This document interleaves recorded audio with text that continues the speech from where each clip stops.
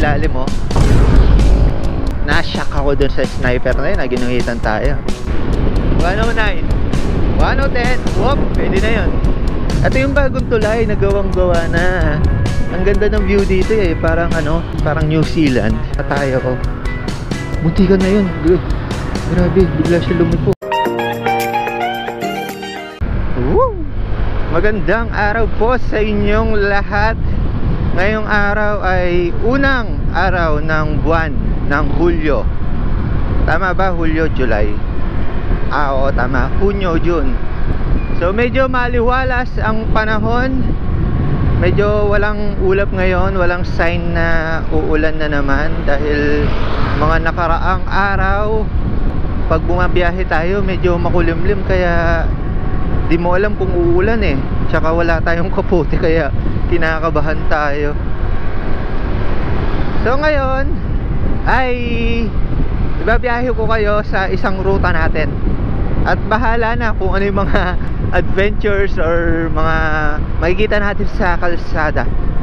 Kumbaga isasama ko lang kayo sa biyahe natin. At para makita nyo yung mga tanawin na dinadaaran natin.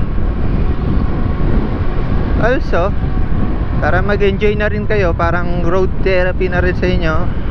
Sa mga medyo nainip sa bahay, medyo gusto nang makakita ng kalsada, hindi makapag-rides. Maybe dahil sira yung motor, or dahil walang motor, or kahit ano pa man. Ang oras natin ay alas 7. Alas 7 na pala. Mas mahaba na yung araw ngayon eh, no? Mas maagang sumisikat yung araw, tapos late na rin siya lulubog. Kasi yung mga bandang alas 6 maliwanag pa eh.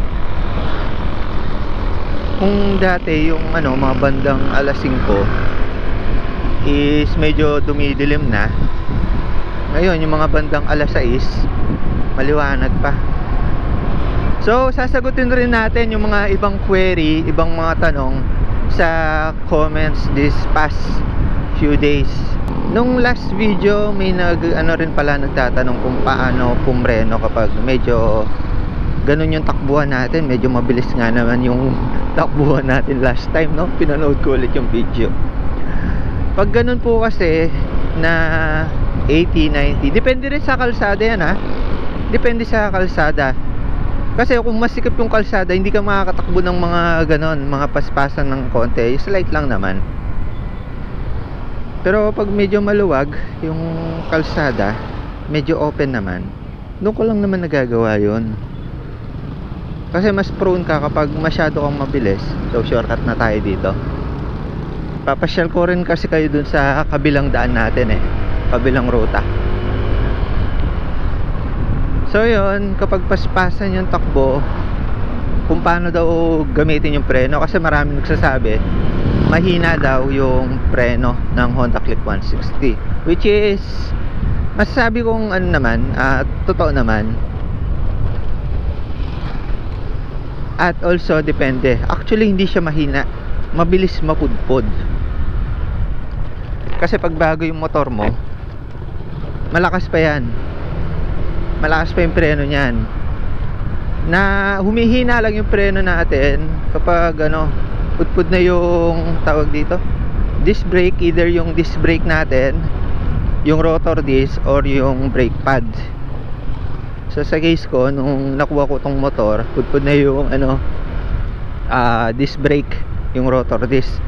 Gusto ko nga i-try kung pwede yung isang rotor disc ko na pang ano, pang version 2 na Click 150, yung parang pa-wave, or yung katulad din sa version 3 na 125. Hindi ko pa na-try hindi ko pa nasukat eh, tsaka kung ilan yung tornilyo. Pero hopefully kasya. Yun, gusto kong ilagay yun dahil matagal mapudpod. Palagay ko etong one na to. At saka also sa 20k odo, may get sa magti 30k odo, sulit na rin yung ano rotor disc kung sakali man. Kasi yung mga nakaraan kong motor, 12k odo, 10k odo, 15k odo ko lang na ano eh. Kaya medyo bata pa nga. Ngayon kahit ano, pudpud na ng konti, hindi ko lang may pakita sa inyo ngayon. Pudpud na ng konti yung ano rotor disc. Pero wala pa naman sa pinaka maximum na nipis niya. Pudpud na siya ng konti, kaya naman yung lalim ng pihit natin. Yan naman yung pihit natin, I mean, is mas malalim na. Pero operable pa rin naman, nagagamit natin ng maayos. I think yung rotor disc yung kailangan palitan pag ganon. Either sa dalawa rotor disc or brake pad. Pero nakita ko yung brake pad makapal pa, so yung rotor disc sa case natin. Sa prenuhan, ayun, balikan natin. Kung medyo paspasan ng konti, paano gamitin yung preno. Ito kahit sa ibang mga motor, sa ibang unit. Actually ano lang yan, eye and hand coordination. Paano ko nasabing eye and hand coordination? Di ba yung natin, Honda Click, mga Honda Click is combi brake. Sa ibang motor hindi combi brake, sa iba ABS. Yung tips lang dyan, alam nyo dapat kung ano yung pihit ng ng mga preno. Kasi may mga preno na halimbawa pag bago pa or bago yung brake shoe, pitikin nyo lang ng konti, malakas yung preno nyan. Yung tipong na kayo, mauuga kayo, mabibigla kayo. May ibang preno na malalim yung kagat. Do pwede naman na ma-adjust yan Pero may ibang mga motorista na preference nila yung medyo malalim ng konti. Yung tipong kailangan pa ng konting play bago mo mapiga talaga. Ganun yung iba yung preference nila. Ngayon, ang kailangan lang natin malaman, alam mo kung kailan siya kakagat.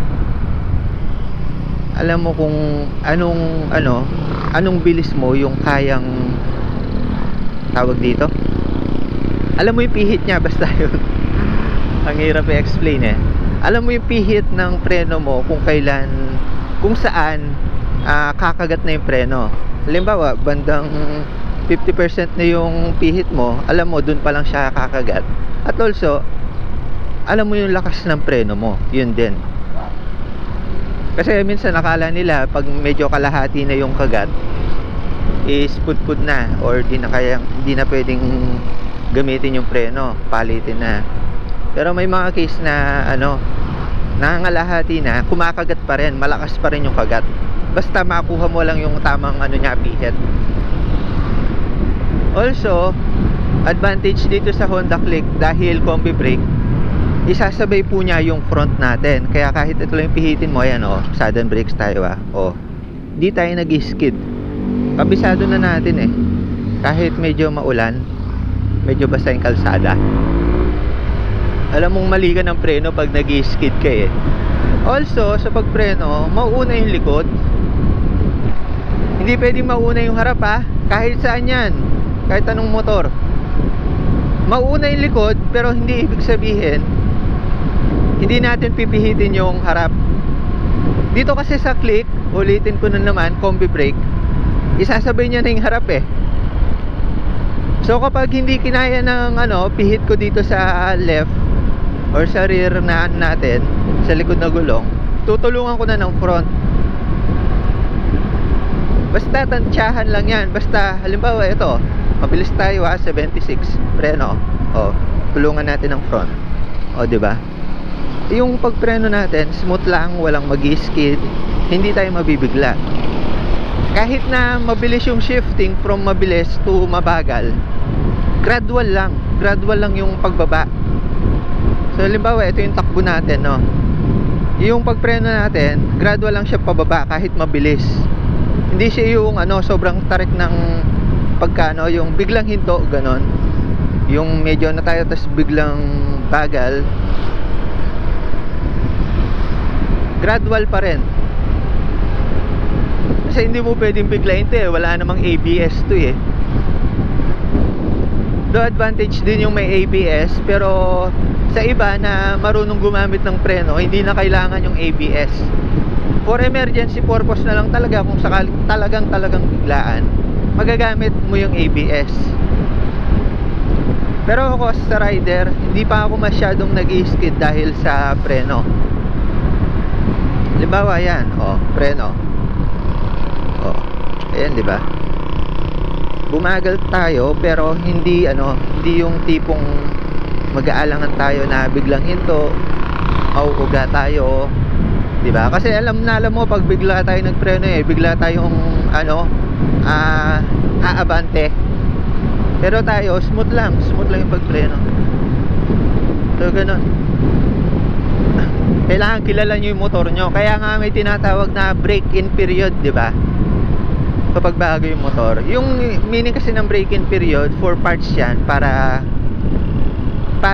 natin, tawag dito, mapudpud natin ang bahagya, magkiskisan yung mga parts niyan sa makina, sa preno, kasi may mga wax pa yan yung preno. At saka also para mas makilala natin yung motor, alam natin kung ano yung capacity niya, paano yung preno niya, paano yung under niya. Hindi tayo mabibigla. Same concept lang yan kapag humiram tayo ng motor, di ba? Minsan pag humiram tayo ng motor, di bali na lang kung lagi mong hiniram, pero kung bago sa iyo yung motor, di ba? Hindi ka mag-uumpisa na iwawas-was mo agad. Kikilalanin mo muna yung motor. Syempre, pagkapihit mo ng throttle, di mo alam kung tatalsik ka ba.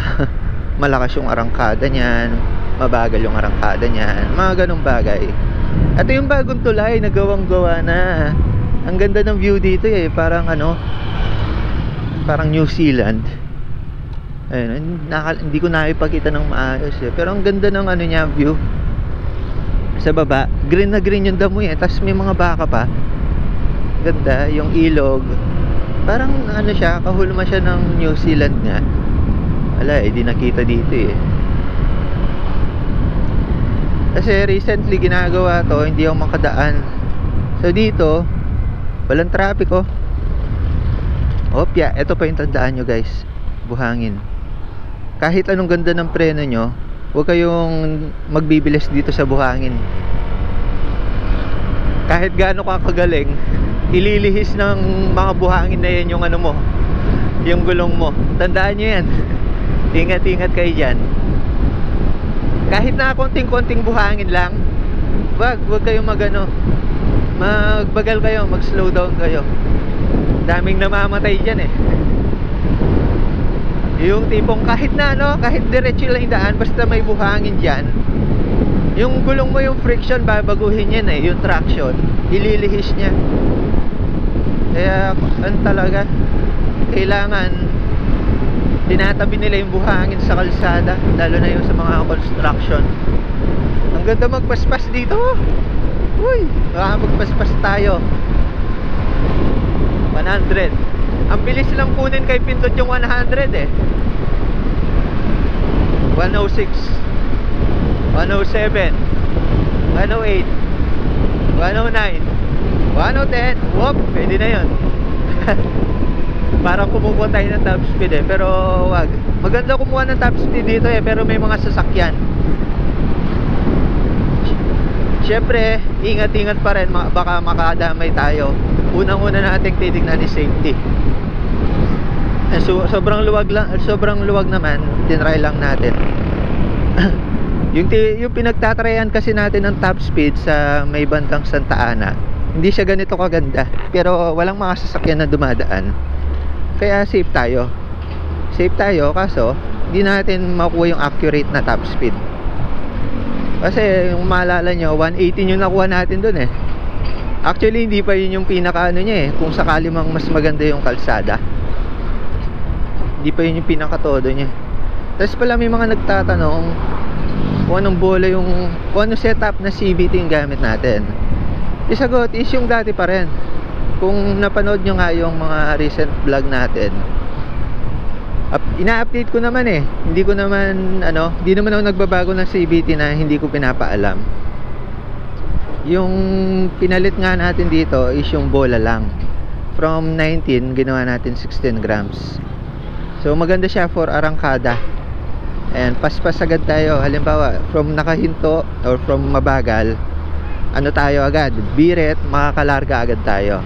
Which is good thing na magagamit natin for traffic, overtaking, di tayo mabibitin. Ayan.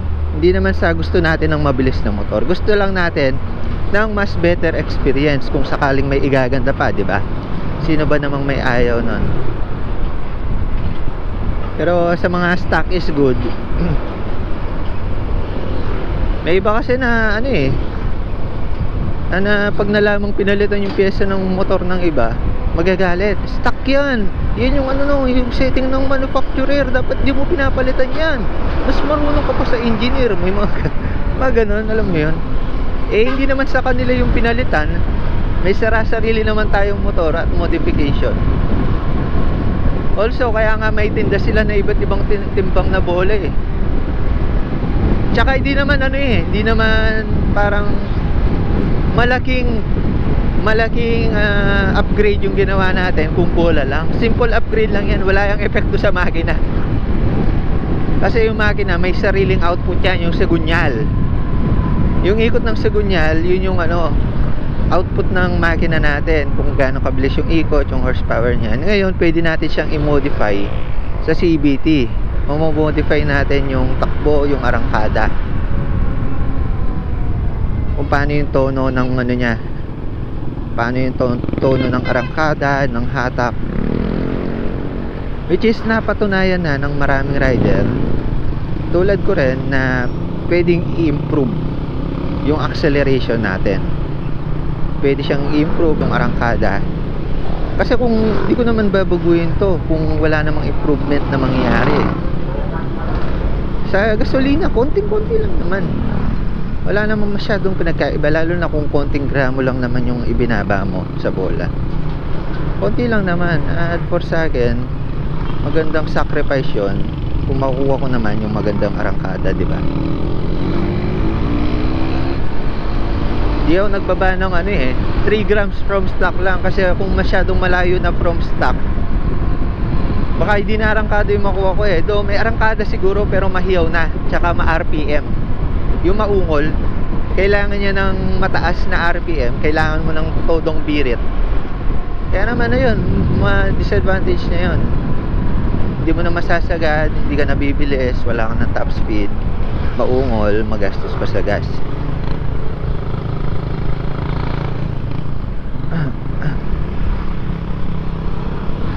So yun oh, ganda ng kalsada dito. Dire-diretso lang siya eh. Tapos walang traffic, di ba?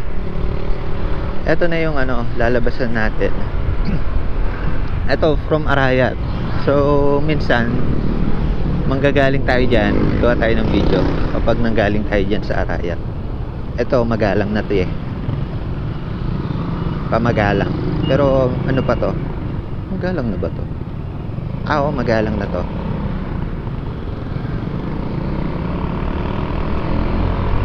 Ano, sa arangkada hindi tayo bitin. Overtake tayo yung mga short span. Yung may bibira mo siya agad.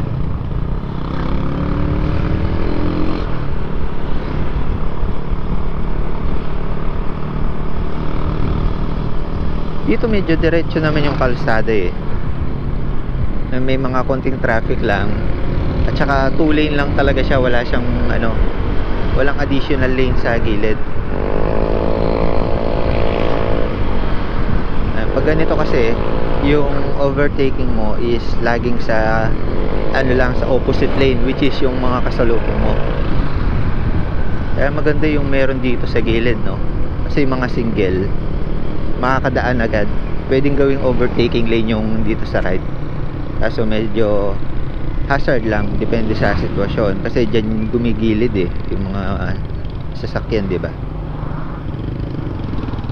Oh, yeah. Di pa tayo nag-almusal ah. Ano kayang masarap almusalin? Sarap ng ano ngayon ah. Gusto ko yung ganyang biyahe lang, lalo na pag naglo-long ride. Yung wala pang araw tapos pero may liwanag na. Gusto ko yung may liwanag na kahit paano. Eh yung mata natin di naman ganun kalinaw talaga eh. Tapos yung breeze, yung hangin na sasalubong sa'yo, medyo malamig-lamig pa. Also wala pala tayong gloves ngayon kung napansin nyo. Minsan kasi nag-gloves lang ako pag matirek yung araw. Tsaka also para actually depende naman sa preference yan eh. Kasi may mga rider na mas ramdam nila yung throttle kapag ano lang bare hands. Maganda rin naman na ano na may sapin tayo, may protection sa kamay. Pero ako ano, seasonal ako mag ano, tawag dito, seasonal ako mag gloves ng kamay. Seasonal, ibig sabihin depende sa sitwasyon. Pag maulan, ayoko rin nag-gloves. Yung kamay ko, do may mga waterproof naman, pero yung nabili ko waterproof daw, pero napapasukan ng konti.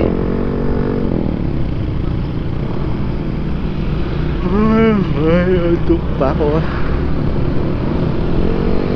Grabe. Inaantok ako pag traffic. Ito, mga tanawin. Kung wala sa mga ano nyo yan, lugar nyo, ayan o, papakita ko sa inyo. Bundok. Ayun, mga karayat dito. Sa Maynila, walang ganito eh. 'Di ba? Yung mga tanawin na ganyan, mga maluluwag. Kasi puro bahay yung makikita mo. 'Di ba? Mga building na minsan, ito may mga lupa, oh, ang daming lupa. Ayan, kung taga Maynila ka na hindi nakakapunta ng probinsya, ayan oh, mamimiss nyo yung ganyan or magugustuhan nyo yung ganyan. Laki ng tanker na to, nakakatakot. Kanan, kakaliwa, kaliwa, kanan, kaliwa, kaliwa tayo. Nalilito ako sa kaliwat kanan eh.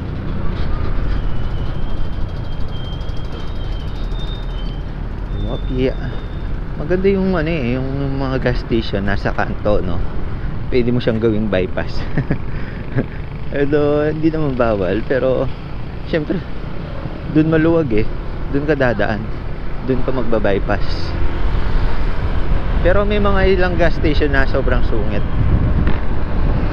Na-anticipate naman nila yan na gagawing bypass yung ano nila, gas station. Pero wag lang yung ano, gawin na talagang kalsada. Nakakatawa yung ibang ano eh, ginawa ng kalsada. Tuloy-tuloy na yung traffic doon.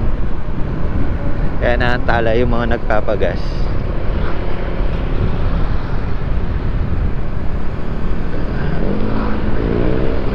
Etong isa, rider.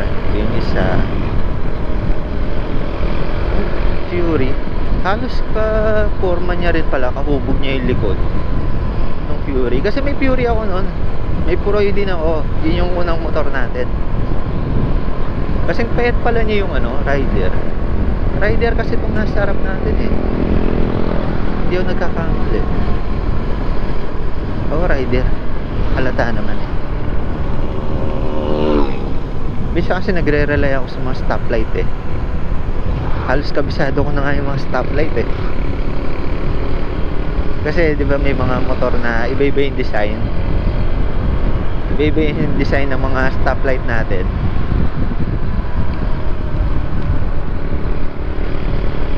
Yung nagagandahan ako ng stoplight is sa NMAX eh. Yung parang may kilay siya eh, parang mata siya eh. Sa X-Max maganda rin. Iba-ibang design, no? Para ano rin, parang personality rin ng motor. Tama ba? Personality, identity. Una na tayo. Mo-overtake pala sila. Buti na lang maluwag. Uy, sarap. Eto, diretso to, papanda Kaki. Kung titignan nyo sa Google Maps, diretso itong kalsadang to. Tapos yung maganda dito, may kalsada pa sa ilalim mo. May minor road sa ilalim. Ayan, sa kaliwat kanan. Na-shock ako dun sa sniper na yun, na ginuhitan tayo. Sobrang tahimik. Ayun o, minor road, gilid. Ito, major road. Major ba? Hindi, parang parang main road, ganun. So kung gigilid ka,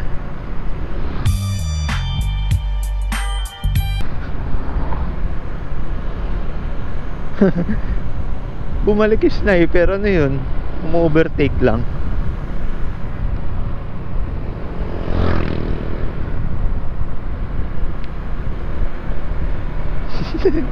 Nakakatawa.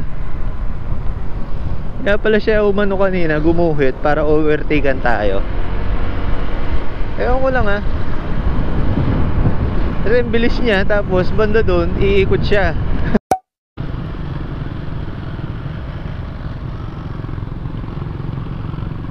Oh, di ba? Kakaliwa siya eh. Nag-insist na ako eh. Naka-flasher na ako mula kanina, hindi niya nakikita. Eh sabi ko, ay, kakat pa siguro ako nito. Ayoko yung ganun eh. Dadaan sa harap ko. Naka-flasher na ako eh. Ayan, Marquee Mall, tinatawag din siyang Metro Supermarket. Marquee Mall siya eh, pero Metro Supermarket yung tatak niya. Walang nasulat na Marquee. Ito ba? Parang wala eh. Yan dito, pangalawang beses kong dadaan dito. Sarap naman dumaan dito eh. Diba? Yung mga maliliit na rotonda lang. Oh, PM ni popcorn. Oh, diba ang lawak ng ano, ng Angeles. Ang ganda ng mga development nila dito oh. Pa BGC na rin to oh. Ang ganda oh. Ang linis oh, parang BGC na rin.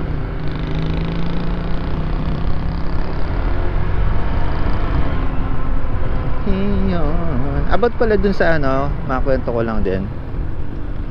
Yung sa front shock natin, magre-repa kasi tayo, 'di ba? Dumating na yung pyesa. Dapat kahapon natin i-shoot, kahapon natin gagawin, kaso umulan. Eh alam niyo naman outdoor ako mag-vlog kasi maganda yung lighting, maliwanag. Na ipapakita ko ng maayos yung mga dapat kong pakita. Ayoko kasi mag-shoot ng indoor dahil kahit na may ilaw, kahit na may liwanag, na may artificial light, iba pa rin yung natural light eh. Natural light kasi lahat ng angulo bibigyan niya ng ano, ng liwanag. Eh pag ano, artificial light, syempre galing lang sa kisame yung ilaw. Di bali na lang kung sobrang dami ng ilaw mo. Minsan, ba't kasi dito dumaan? Minsan natatakpan mo yung ilaw, hindi na makikita yung ipapakita mong pyesa. Do, konti lang naman yung pyesa ng front shock, pero gusto kong ano eh, gusto kong nagba-vlog ng ano, outdoor talaga. Bala ko nga gumawa ng maliit na shop eh, maliit na room, pero yung bubong niya, yung transparent. Alam niyo, may mga ganun na rin, 'di ba? Transparent yung ano, para pag umaga, ayun, 'di ba? Yung natural light pa rin. Lalagyan ko lang siya ng parang nakakahon or parang may mga pader lang para may privacy ng konti. May mga times kasi na ano eh, kapag nagba-vlog ako outdoor, may mga dumadaan, napapatahimik ako. Napapakat ko yung video kasi syempre dadaan eh, masasabihin ano pinagsasabi ng lalaki eh, hindi naman kasi sobrang private lugar namin. Wala namang bakod yung buong property namin. Malaki yung property namin, yung bahay namin, yung lupa, I mean yung lupa pala, hindi yung bahay. Malaki yung lupa namin doon, pero hindi siya nakabakod